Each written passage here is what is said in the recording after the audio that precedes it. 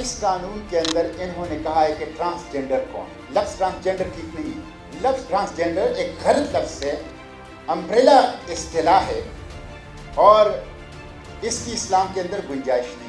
لیکن چونکہ لا موجود ہے ٹرانسجینڈر کے نام سے, اس لیے بامر مجبوری یہ لفظ ہم استعمال کریں. اور جب بھی یہ لا تبدیل ہوگی اور یہ نام تبدیل ہوگا تو ہم اس سے نجات ملے. تو ٹرانسجینڈر وہ کہتے ہیں یہ ہے کہ ایک تو ان کے اعضاء میں ابہام ہے, سیدھے آسان الفاظ میں, جیسے آپ قانونی اور فقہی پیچیدگیوں میں نہ جائیں, جس کے اعضاء میں ابہام ہے, اس کو کہتے ہیں انٹرسیکس یا خنثی.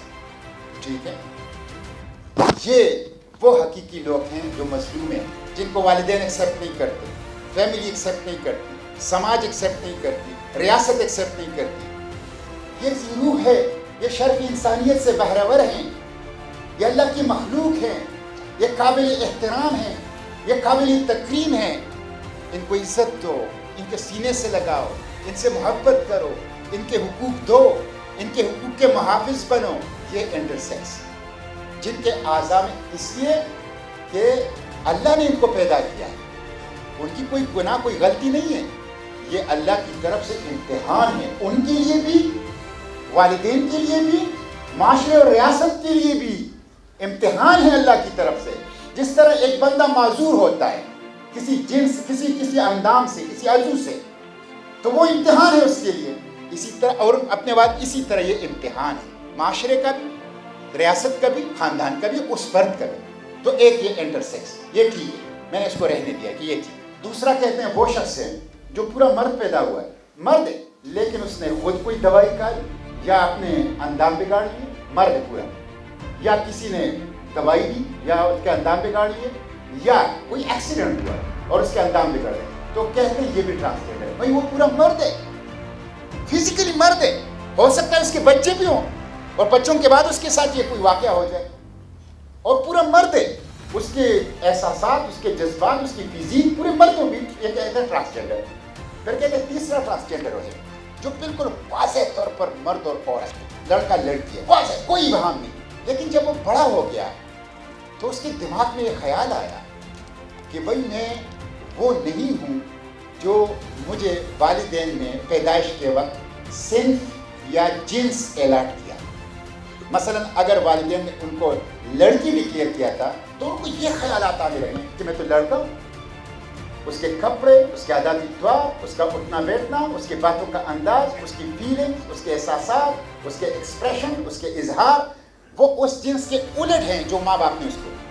جسمانی طور پر ٹھیک ہے, ریپروڈکٹیو سسٹم اس کا ٹھیک ہے, جنسی اعضاء بھی بالکل ٹھیک ہے, بچے پیدا کرنے کی صلاحیت بھی ہے, لیکن تھوڑا سا دماغ میں مسئلہ ہے. کہتے ہیں یہ بھی ٹرانسجینڈر ہے. اچھا یہ ڈنڈی مار دی, ڈیفینیشن نمبر 1 ٹھیک ہے, ڈیفینیشن نمبر 2 میں ڈنڈی ماری, پورے مرد کو ٹرانسجینڈر جو کہ ایکسیڈنٹ یا کیسٹریشن یا کسی وجہ سے, اور دوسرے میں تو پورا مرد, پوری عورت, اس کے ساتھ کوئی مسئلہ نہیں ہو, فزیکلی پورا ٹھیک ہے, سب کچھ اس کی ٹھیک ہے, بس اس کا دماغ میں یہ دیکھ ٹرانسجینڈر. اچھا ایک ڈنڈا یہ مار, اب دوسری ڈنڈی کہاں ماری, اس کے بعد کہتے ہیں یہ ٹرانسجینڈر ہے. اب اس ٹرانسجینڈر کو سیلف پرسیوڈ جینڈر آئیڈینٹی, اپنی مرضی کی ذاتی شناخت اختیار کرنے کی اجازت. یہ جائے گا نادرا کے ساتھ کھڑا ہوگا اور اسے کہے گا کہ بھائی میں تو ٹرانسجینڈر ہوں, مجھے ٹرانسجینڈر کا, یا میں میل ہوں یا میں فیمیل ہوں, مجھے شناختی کارڈ تو وہ دے گا. تو آپ نے ایک تو پورے مرد اور پوری عورت کو ٹرانسجینڈر ڈکلیئر کیا, پھر اس کو اپنی مرضی کی صنفی شناخت اختیار کرنے کی اجازت دی, اور اس کے ذریعے سے آپ نے اسلام کا جو پورا نظام ہے اس کے اوپر ایک نظم. نادرا کے رولز کے مطابق ایک شخص اگر ان کو جاتا ہے, اس قانون کے تحت بتاتا ہے پہلی دفعہ کہ بھائی میں ہوں ٹرانسجینڈر, اور مجھے فرض کرے وہ کہتے ہیں کہ میں وہ لڑکا ہو, لیکن وہ جا کے کہتا ہے کہ بھائی مجھے فیلنگ ہوتی ہے کہ میں لڑکی ہوں, تو اس کو وہ ایکس فیمیل شناختی کارڈ دے دیں. ٹرانسجینڈر کو شناختی کارڈ جاری ہوتا ہے ایکس فیمیل. اس کے بعد نادرا کی رولز میں یہ گنجائش موجود ہے کہ اگر وہ دوسری دفعہ جائے, یعنی وہ لڑکا ہے, وہ سمجھ رہا ہے کہ میں لڑکی ہوں, نادرا اس کو ایکس فیمیل کا شناختی کارڈ جاری کر دے گا. لیکن اس کے بعد اگر اس کو کچھ عرصے کے بعد فیل ہو کہ نہیں میں تو لڑکی ہوں تو واپس لڑکا ہوں تو واپس نادرا کے پاس جائے گا، تو نادرا اس کو ایکس کیٹیگری سے واپس لڑکے کے کیٹیگری میں لائے گا۔ تو دیکھیں ایک لڑکی پہلے ایکس بن گئی پھر واپس لڑکا بن گیا، یہ ہے وہ کھل کر جس کو کہتے ہیں کفر بواہ۔ لوگ اس کو پتھر ماریں گے، آپ مردوں سے عورتوں اور عورتوں سے مردوں کی طرف کیسے وہ کر رہے ہیں؟ تو انہوں نے یہ ہیلا بنایا ہے، یہ کیموفلاج، یہ چوری چھپا راستہ بنایا ہے کہ وہ پہلے ایکس میں جائے گا اور ایکس سے واپس پھر جنرل کیٹیگری میں آئے گا۔ یہ آج امیر ضلع بیٹھے ہوئے تھے، ان کے سامنے یہ انہوں نے کہا، اور وہ خود کہتے ہیں کہ ہم آپ کے اس ترامیم کے ساتھ نادرا والے کہہ رہے ہیں، ہمیں مشکل ہے، اس کا حل جو ہے وہی ہے جو آپ نے اپنی ترامیم میں تجویز کیا ہے۔ تو یہ سادہ الفاظ میں یہ تہذیبی جارحیت ہے، یہ LGBTQ+ کا ایجنڈا ہے، یہ ہمارے خاندانی نظام اور نکاح کے ادارے کو ٹائم بم سے اڑانا ہے، یہ اسلام کے قانونی وراثت کے اوپر حملہ ہے، اور یہ مسلم عورت کی شرم و حیا اور موڈسٹی اور ڈگنیٹی اور وقار اور شرف نسوان کے خلاف سازش ہے۔ کہتے ہیں جو ہم سے کہتے ہیں ایکس والے تو شادی نہیں کرتے، بائی ڈیفینیشن نمبر 3 میں ایک شخص پوری مرد ہے اور پوری عورت ہے لیکن اس کا دماغ کا مسئلہ ہے، اس کے اعضاء بالکل صحیح سلامت ہیں، تو آپ کہتے ہیں شادی تو کیا کرے گا؟ وہ پورا مرد ہے، وہ پوری عورت ہے، اس کے رجحان میلانات موجود ہیں، اس کے اعضاء پوری طور پہ کام کر رہے ہیں، اور آپ نے اس کو ایکس کارڈ جاری کر دیا، تو شادی تو اس کے آپ نے اس ایکٹ میں لکھا ہے کہ اس کو تمام فنڈامنٹل رائٹ حاصل ہوں گے، تو فنڈامنٹل رائٹ میں تو شادی بھی ہے، آپ نے کہیں نہیں لکھا ہے کہ شادی نہیں کرے گا۔ اور دوسری بات یہ ہے کہ فرض کرے شادی نہیں کرے گا تو کیا کرے گا؟ یہ تو آپ نے دوسرا راستہ کھول دیا بے حیائی کا۔